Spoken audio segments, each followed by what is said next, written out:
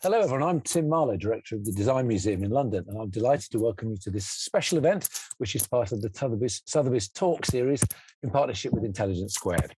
Today, we're going to be discussing one of football's sacred relics, the garment worn by the hand of God, or put another way, the shirt worn by Diego Maradona in the notorious and celebrated 1986 World Cup quarter-final in Mexico City. Following the match, which England lost, and Maradona scored one of the great goals and one of the most controversial, the England midfielder Stev Hodges swapped shirts with the great Argentinian, much to the dismay of his teammates, who were reeling from the genius and treachery of Maradona's performance. Maradona's iconic shirt worn on that day, on that pitch, will now be offered on the market for the first time and is a tangible reminder of that critical moment or moments, making it arguably the most coveted football shirt ever to come to auction, estimated in excess of £4 million. We'll also look at how the market for sports memorabilia has exploded over the last couple of years.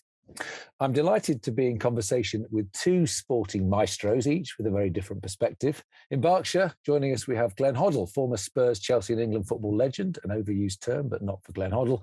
And he was also England manager too, among other things. He currently works as a television pundit and commentator for ITV Sport and BT Sport. Glenn was on the pitch in Mexico City back in 1986 and will give his on-field perspective of the controversial goal and his thoughts on Hodges' efforts, or successful efforts, to acquire the shirt. Glenn, greetings. Good to see you. Lovely to see you as well. Yeah, fantastic story, isn't it? Yeah, it is. Sorry to take you back. We'll come to you in a minute, but you're always being asked to discuss, one of England's great losses. Anyway, more from you in a minute. And in Los Angeles, we've got Brahm, Sotheby's head of streetwear and modern collectibles, who's responsible for Sotheby's expansion into sporting memorabilia, the markets for that, which makes me feel very happy, Brahm, to have called you a sporting maestro. I think it's perfectly appropriate. Greetings. Thank you so much. I'm so excited to be here and to talk about this insane shirt with you guys. Insane's a good word. Okay, let's go back to that insane day on the 22nd of June, 1986, when the great Argentinian Diego Maradona scored, as I said, two of the most extraordinary and notorious goals in footballing history. Argentina would go on to win the World Cup, and many to this day consider him the greatest ever player of the beautiful game. Glenn, let's dive straight in and ask you to share your recollections of that day that made footballing history. What do you remember of the fleeting heat of Mexico City? Yeah. No, yes, it was so hot. There was altitude. The Azteca, was probably the best stadium I've ever played in. I think it was capacity about 130,000. It was massive. The atmosphere was incredible. But you know what? The pitch wasn't the best. The pitch was awful. When we think back, it was a tough pitch to play on, but no, the atmosphere. What had happened with the Falklands, with Argentina and Britain, there was all that hype, there was all that media. So before the game, you could just imagine that the intensity and the pressure of that game, and we had to cut off from that. Of course, we were just footballers playing for our countries, both teams. I think they had more of an incentive in many ways for that Falklands to drive them on, to be quite honest. To us, it was play football, just do our normal job. But it was an amazing atmosphere going into that game, I've got to say. A packed 130,000 and incredible heat and altitude. And we knew we were up against it because, Diego had been playing fantastic all through the tournament. But we fancied our chances. We were hitting our peak, if you like, which didn't start too well in that tournament. But we progressed very quickly and started to play with a lot of confidence. It's interesting you mentioned the political heat, because you're right, it was in the aftermath of the Falklands. And obviously, the Argentinian team were revved up for that. I mean, Maradona said later that he felt part of it was revenge. Are you overconscious of the genius of someone like Maradona when you're playing against a team like that? I mean, is there a danger that you become too obsessed with someone like that, and then you sort of almost force them into that kind of performance? Or were you actually focusing on the entire team and he was just another player? Yeah, I mean, we had to watch him. We knew how good he was. And, I personally think he was the greatest player to hit the planet. I really do. But he was a special player. But we'd come up against special players before, I've got to say that. But he was very special. But if we were going to win the game, Tim, it was going to be as a team. We knew that they weren't the greatest team, I mean, Maradona was a standout player, of course, but they weren't threatening as a complete, team. We didn't feel that they were that much better than us at all. We felt as if, as I say, we were growing in confidence during the tournament. So we went in with a lot of optimism, and we thought, well, if we can stop Diego, that would be a big bonus. But on the day, as we know, there's a picture of him there I'm seeing now in front of me, which nearly brings me to tears, quite honestly. So what do you remember from your perspective of the hand of God goal? The notorious goal, the cheating goal, we would say from an English perspective. Yeah, I do remember it. Some of the players, Tim, didn't see it happen. I saw the ball go up in the air, and I saw Peter Shilton coming out, and I'm thinking to myself, "Go on, Pete." And to be quite honest, as a professional, I'm thinking you've got a chance here, Pete, not only to actually punch the ball, but to wipe Maradona out, if you get my point. And I'm thinking, Peter, the timing of it, he's getting there, but he's getting there a tad late. And I'm seeing the ball drop. I can picture it now. And as it's dropping, I'm thinking, go on, Pete, you're going to get there. And as he gets to the ball and his fist is just about to punch the ball, suddenly, I see his hand just come and flick the ball first. He just beats Peter's fist with his fist, the side of his fist. But you know what he does as well, Tim? He shakes his head. He looks as if he's actually headed the ball. And he did it to perfection.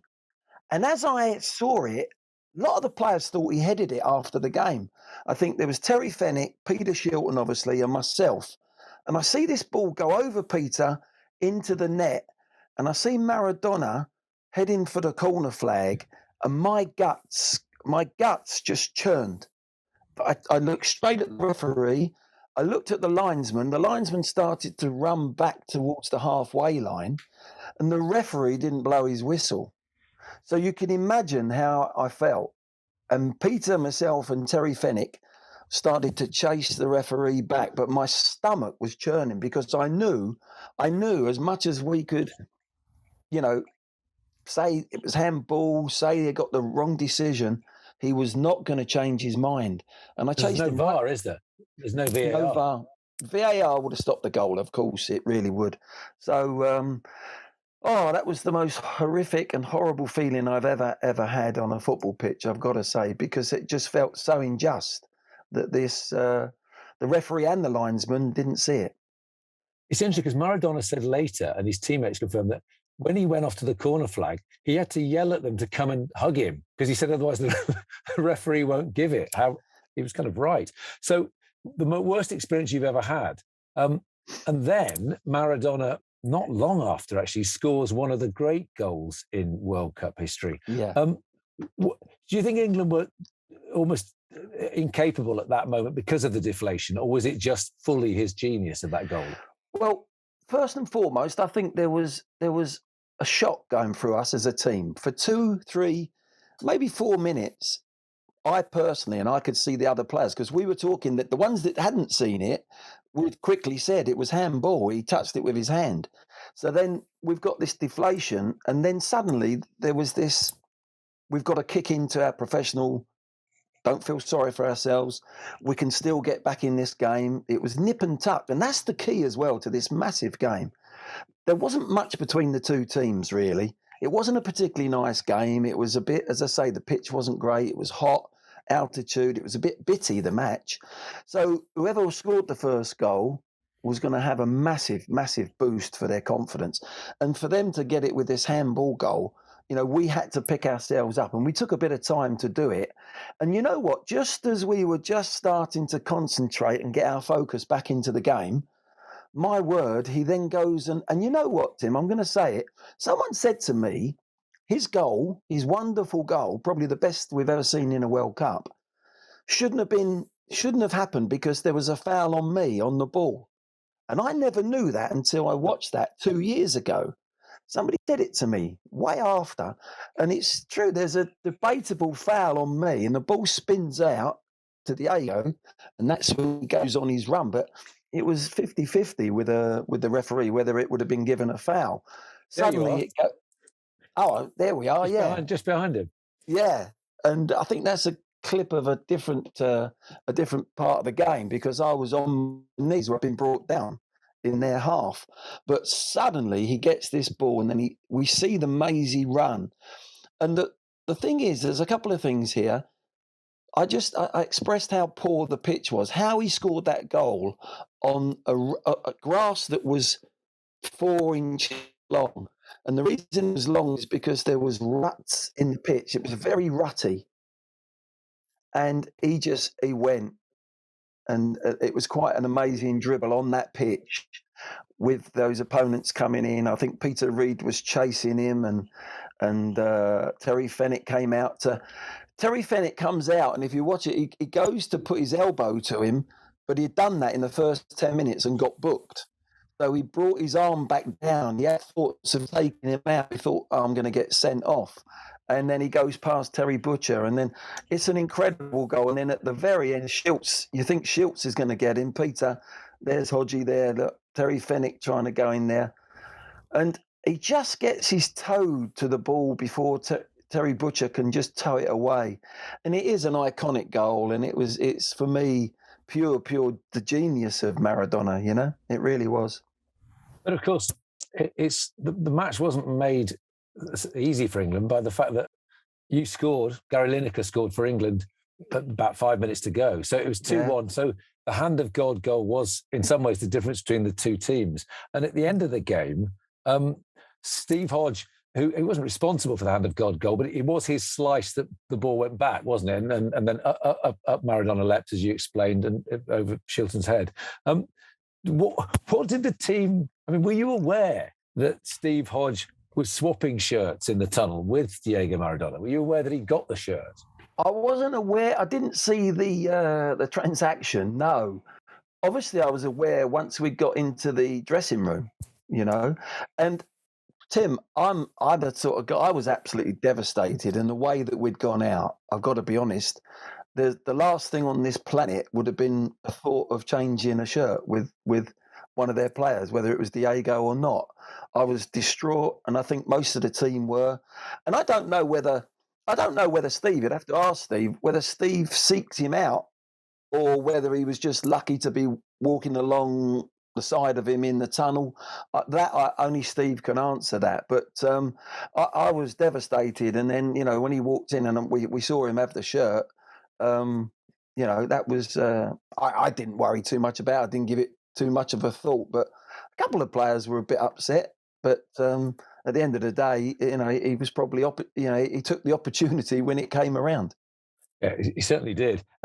Just briefly, before we bring Brahm in, why do players swap shirts? I mean, was this something you did throughout your career? You were aware of it, or has it just become more and more something players do?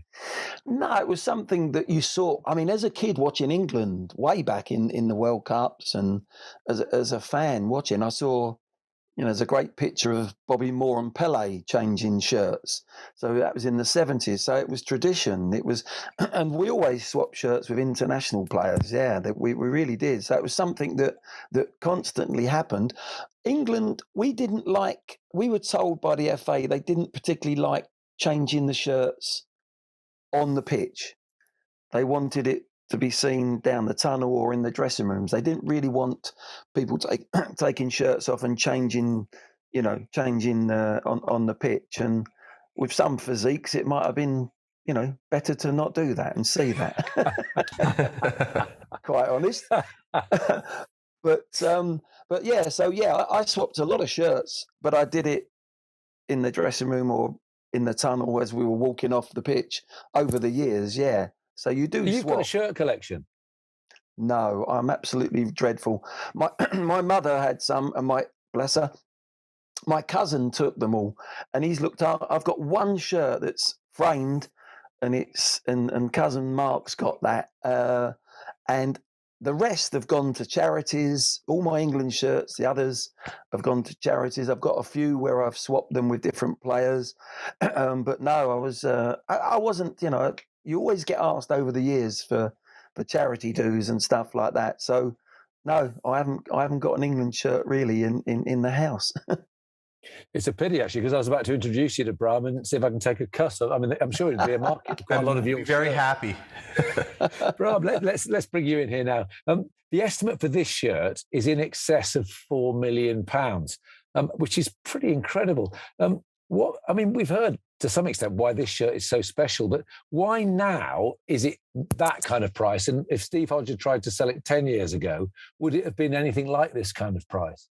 Yeah, well, I think in the last 2 years, what we've seen is really, since the pandemic started, is an explosion in collectible and sports memorabilia prices. So, even a couple of years ago, the price would be very different. But this item really does kind of fit into a very small subset of what is really, the finest sports memorabilia to ever appear at market. And so when that does happen, and when something that good really does come to market, it usually does command quite a premium. So, for example, in 2019, a Babe Ruth jersey went for $5.6 million, and last year a jersey that was from Jackie Robinson went for over $4 million. And actually, just over this past weekend, a set of golf clubs that Tiger Woods used went for over $5 million. And so, it's interesting because they're all American sportsmen, in that instance, men, but baseball and golf. And yet football is the great global game. But it seems like America initially has been driving the market. Is that fair to say? I think it's fair to say. I think that, there is certainly, though, a larger market in a sense for football. Because, America is very kind of localized sports, but this is a sport that really has interest to the whole world. And obviously, the estimate really reflects that. But I think there's been, sort of a lot of interest in the item from the global market. And so, it'll certainly be interesting to see what shakes out. Who do you think is going to buy it? I don't mean names, if you obviously give us names if you want, but are we talking about established collectors of sporting memorabilia, an Argentinian politician? What kind of person is going to want this shirt? I thought about this obviously a lot, prior to the sale and in sort of creating the estimate. I think that the audience could be a sports memorabilia collector. It could be somebody either from England or from Argentina or from Italy, considering where Diego played. But I also think that, my gut inclination is that it's somebody who just wants to have the best of the best, who wants to have the best sports memorabilia item in their home, who's passionate about football, not necessarily a sports memorabilia collector traditionally, could be an art collector, but just wants to sort of have this amazing moment in history and really just collect at the very top of the market. Glenn, does it strike you as odd that a shirt like this is almost treated like I said a relic at the beginning, but there's something it's almost like a religious relic, that this was worn by Diego Maradona on a particular day and he did particular things in it. Does that surprise you? Well, it does, really, because, we're just human beings playing, and we happen to play football, to bring it back down. But I think if you were going to think about a shirt in football, we talk about Pele as possibly one of the greatest players. Me personally, being English and as a kid watching Bobby Moore go up the stairs at Wembley and pick the World Cup up, and we've never been able to do it again. The number 6 shirt would be special for me or somebody in England possibly.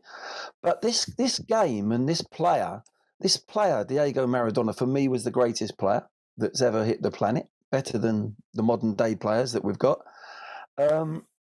They won the World Cup and he virtually won it on his own. Of course, you can't win it on your own in football. It's a team game.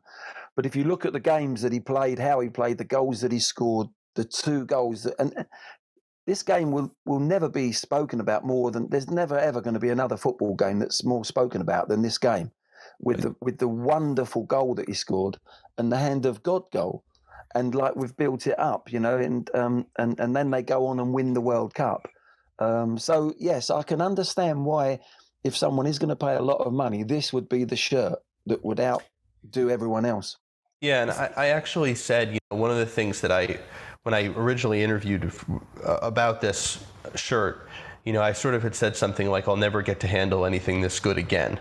And that's because, this is a a moment in time that was imbued with sort of a political history. Obviously, he had this incredible performance, one very controversial goal, one goal which was sort of brilliant and angelic and, really showcased his skill. But, the estimate in many ways reflects kind of the quality of the overall moment and the game. But I think that this is a good time, if it's okay, to speak about the attribution of that moment, which is... Yeah, well, I wanted to ask you about that. Presumably you can smell it, can't you? I mean, Glenn could authenticate whether it smelled like Maradona, given the heat of Mexico City on that particular day. We didn't run it through that check, but maybe we should. It's basically when something like this comes to market, and particularly when there's such a high value associated with it, at Sotheby's, we actually guarantee the items that we're selling. And so with that, obviously, we have to feel very, very confident in the attribution to the moment. So there were a few factors that we considered. One is obviously the provenance coming from Stev. But second of all, we actually found in Maradona's book that he recalls, on his way to the locker room, giving his shirt to one of the English players and saying, I think this was Hodge. And then finally, it goes through a process which is really a look at images from the game. And while people may look at two jerseys, right, because Maradona did not just wear one jersey during this game, he actually switched. You might look at two jerseys and go, well, those are the same. Well, actually, every jersey, every item has its own fingerprint, as it were. So, for example, you might have the stripes may align in a certain way on the jersey, and then the crest is placed on top of that. Well, the exact way that the crest aligns with the stripes is likely to be unique. The way that the stripes align with, let's call it the hole for his neck, right, is likely to be unique. And then when you zoom into the patch, the threading, especially these very unique and sort of, these patches was unique. And so you could see individual thread marks and, little individual differences that are characteristic of this specific shirt. And so basically the process that it goes through is called photo matching, where you find an image of the player and then you compare it against the shirt that's in your possession, looking at very small individual details in conjunction with the whole thing. So how do the stripes align with the numbers? How do the stripes align with the crest? All of that. And so in this case, we were able to find multiple points that were unique to this specific shirt that we could see in photos directly following the Hand of God celebration. So you can see him running, you can see him celebrating the goal, and you can see like little notches. You can see it in this picture here on the A in Argentinian Football Association, a little notch in the threading on the right-hand side. And then on the left-hand side, you can actually see extra threading above the crest.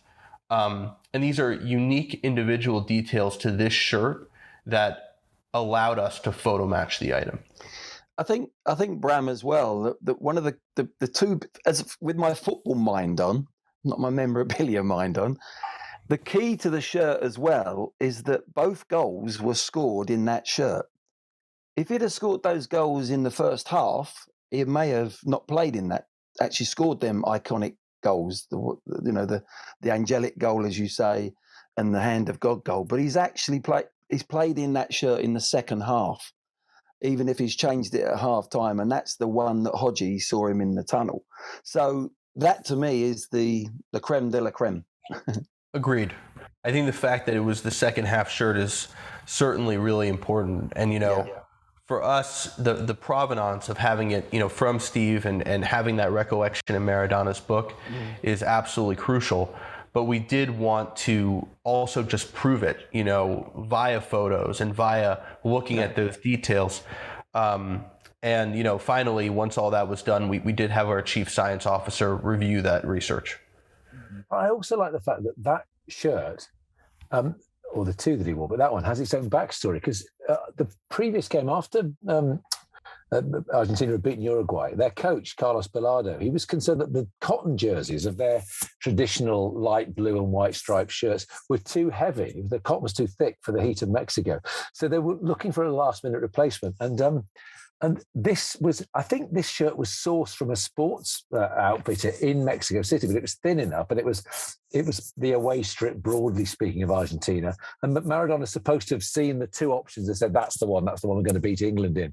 Glenn, did you, at that stage, I mean, we're so used to scientific shirt design now, but were England having that kind of approach to shirt design, or were you wearing thicker shirts that day? No, in '82 we had a dreadful shirt, and that's where I think we learned. In '82 in Spain, in that World Cup, that was blisteringly hot, and we played with a shirt that was really dreadful to wear in heat. So we learned from that, and we explained that as players. So when we went to '86, we had a tournament in '85 in Mexico, a four-way tournament, and we wore a special shirt. It was a special shirt to soak in the sweat and the heat.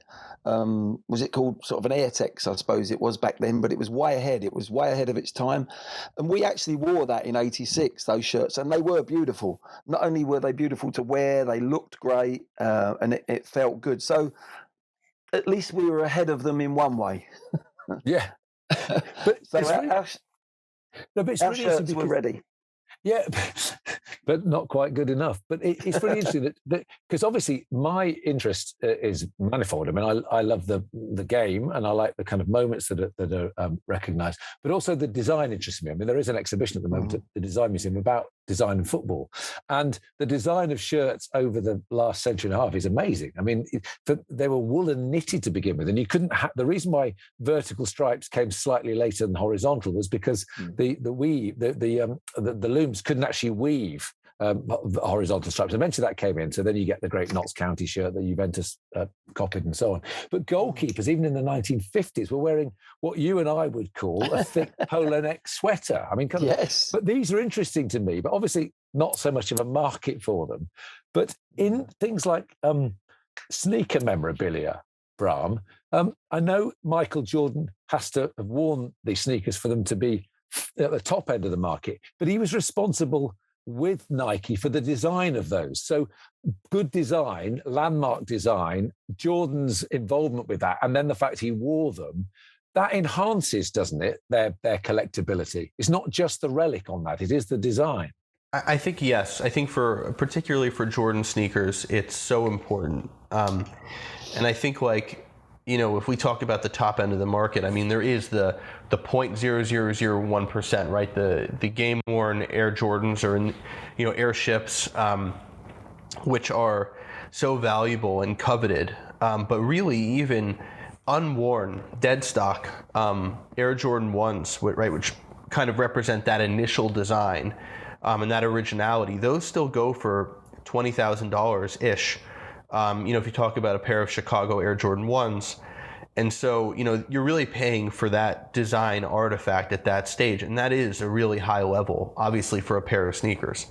And we sold this past year, and I see a picture of it here on the screen, but we sold Michael Jordan's airships. They were from his 5th NBA game. And that is sort of seen as the design precursor to the Air Jordan 1, which is obviously such an iconic sneaker. And those actually set the auction record for any pair of sneakers, and they went for $1.5 million, which is really significant. And I think, there are two parts. One is it was so early in Michael Jordan's career, so it's an item of sports memorabilia, but it's also a design item because it's sort of the prequel, if you will, to the Air Jordan 1. What about football boots?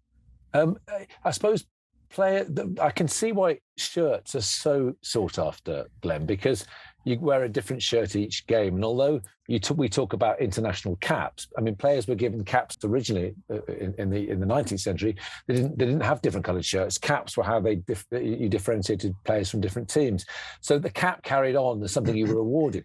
But nonetheless, you get a different shirt for each game. Presumably, you had the same boots for a season or 2 or 3 or 4. So they got quite battered, didn't they? I mean, yeah. I don't know if less collectible or not. I think in my era, you would have a pair of boots probably for, I would say, about 4 or 5 months, and then you'd be looking to maybe get a new pair. So you'd have 2, maybe 3 during a season. Whereas now, Tim, they literally play in brand new boots every game. They'll play in a brand new pair of boots most games. If you've got a striker who's scoring goals in one pair, they might keep them as a lucky boots, and they'll play in them more and more. We had a few strikers that did that. I think Clive Allen, when I played with Clive, he had a pair of boots that he kept right the way through the season and played almost a year and a half. So that was the average, really. But now it's like a brand new pair. You see them sometimes hand into young kids at the front of the stand, after a game. They'll hand a pair of boots, a brand new pair, and they go home, delighted. So it has changed big time when it comes to boots. And so you say that. We've got a pair of boots worn by George Best before he became a pro in the Design Museum. And he actually painted in very thin white lettering all the teams he scored goals against as a young player on the side of those boots. They're a kind of clunky looking Brahm pair. And recently we got the world skills football champion and an ex-pro, Ray Parlour of Arsenal, late of Arsenal, and they did a skills test wearing old school boots, using a heavy leather ball in old school kit, and then the same skills using new contemporary boots, contemporary kit, contemporary ball, and they both commented it was just so much. Just easier, lighter, more fluid in the way that the kit is nowadays. What about the market for all of that, Brahm? If a kid gets given a pair of boots by Cristiano Ronaldo at the end of a Manchester United game this season, is there a serious resale value on those, or do they have to have been worn in the European Championship that Ronaldo led Portugal to? Well, I think that there's a market for kind of anything at a given price, And so what I would say is that, especially when you're dealing with a player like Ronaldo, right, who's one of the greatest ever, there's certainly somebody out there who would be willing to pay for it. I think, if it's from a particularly important match, that adds tremendous value. If it's particularly early in his career, again, that adds a lot of value as well. I think that the market, the sports memorabilia market for football items has, in many ways, trailed behind, like you said, some of the American sports. But I think, that's about to change. So what's the holy grail then for you, Brahm? Realistically, what kind of items would you love to see surface in the next 2-3 years? Well, I'll talk to one of my favorite items that I actually sold, but if I could own it, this is the shirt that I would own. But essentially, very early in Michael Jordan's career, he was sent to Italy for an exhibition game. And we actually sold this privately for, let's call it an undisclosed 6-figure sum. But he played in this exhibition game, and he literally jumped up so high, he flew to the backboard. The only way I could describe it is he was flying. And he dunks the ball, and it shatters the board until it explodes. Doesn't just break, it just explodes everywhere. There's glass raining down on all the players. It's called the Michael Jordan's, shattered backboard moment. And that jersey we sold, it was absolutely spectacular. If I could have taken any jersey home, it would be that one. For me, it's just a spectacular sports memorabilia relic. I would put that as second to what we're selling now, but I feel like we've spoken about that one already. And in football terms, in the burgeoning market for football memorabilia, what's your holy grail? I would actually want Diego Maradona's from the final game when he won this World Cup in 1986. For me, I'm a huge fan of him. I've found his playing just very inspirational, and to have that shirt from when he actually won that World Cup in 1986 for me would be my grail. It's not very sensitive to an English audience, but fair enough. You seem to have an obsession with Maradona.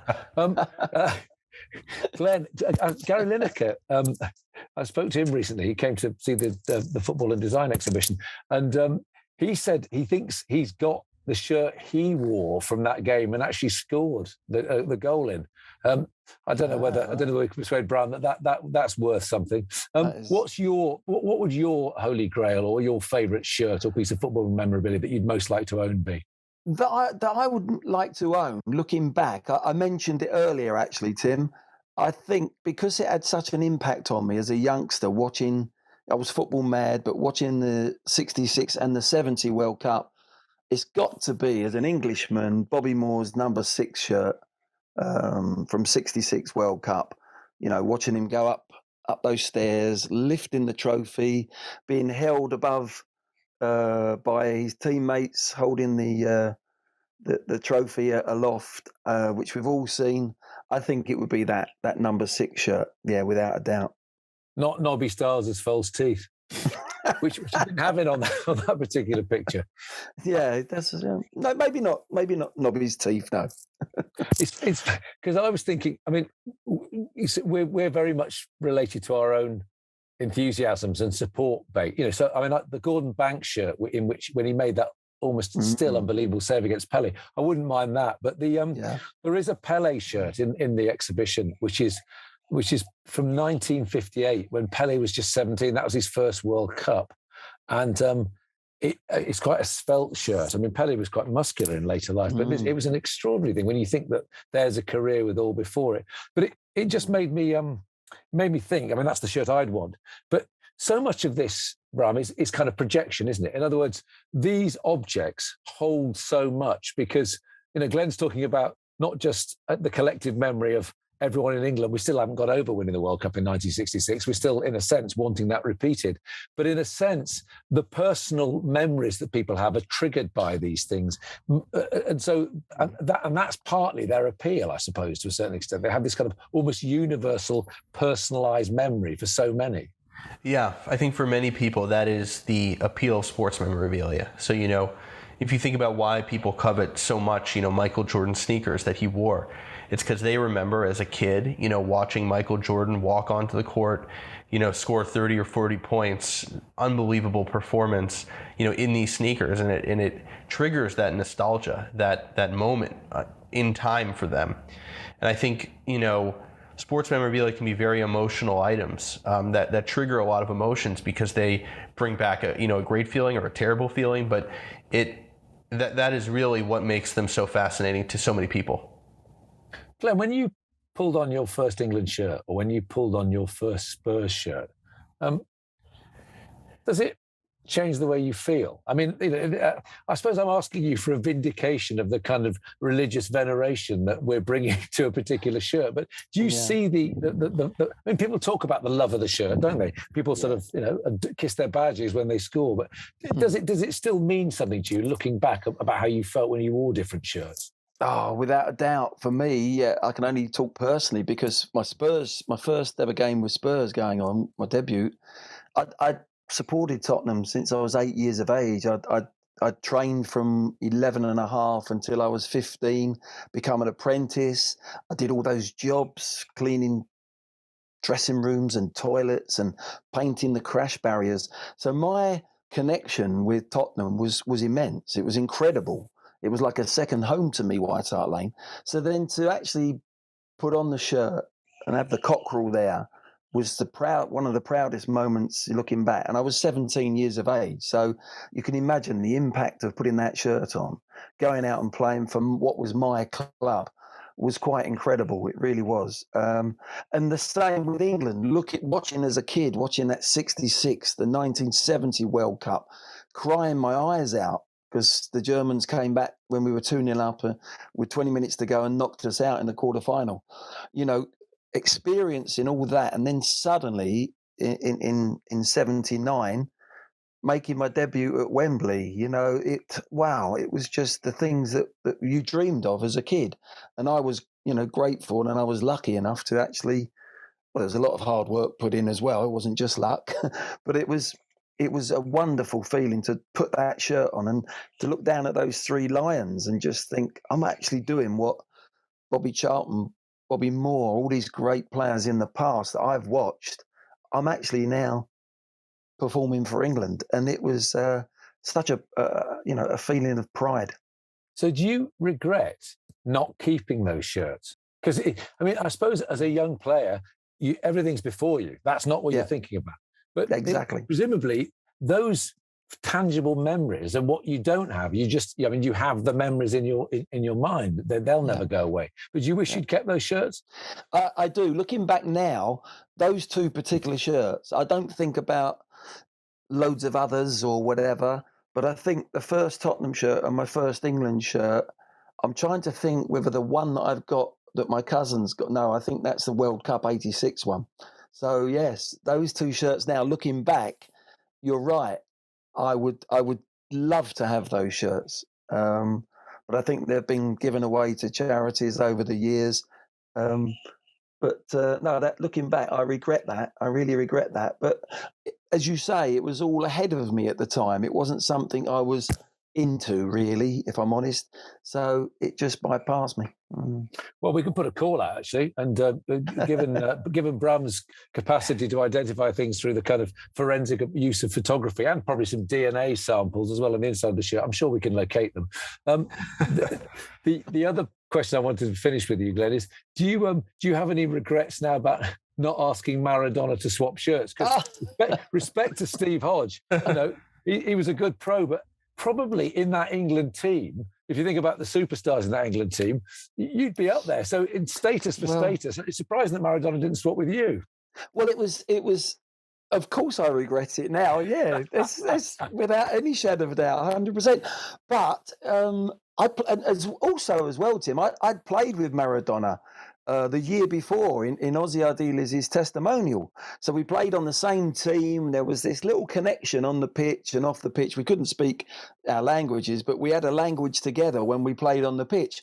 So realistically, I remember in the tunnel before the game, I looked at Diego, he looked at me, and we just nodded at each other because we'd played together in this testimonial game at White Hart Lane. So there was this connection before the game. It was just a nod, appreciation. And then, my word, thinking back now, if I could have just, I'm pretty sure if I could have jumped in there and got my hand in there first, he would have probably swapped with me. But I wasn't thinking, I just wasn't thinking like that.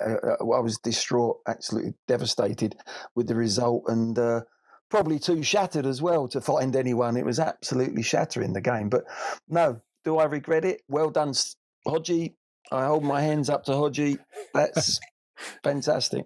You've done a great job. Hands up to the man who got the Hands of God shirt. Yeah, exactly. There we must end it. But thanks for being so generous-spirited, Glenn. I'm still reeling, from the loss of that game, and you were on the pitch, but you seem to show good sportsmanship. And obviously, Brahm, you're the winner in all this, because this is going to probably break all records for a football shirt. So congratulations to you for getting hold of it. And we watched with considerable interest in the sale, which is going to be on the 20th of April. You can find out more on the Sotheby's website. And the shirt will be on view at Sotheby's in London between the 20th of April and the 4th of May.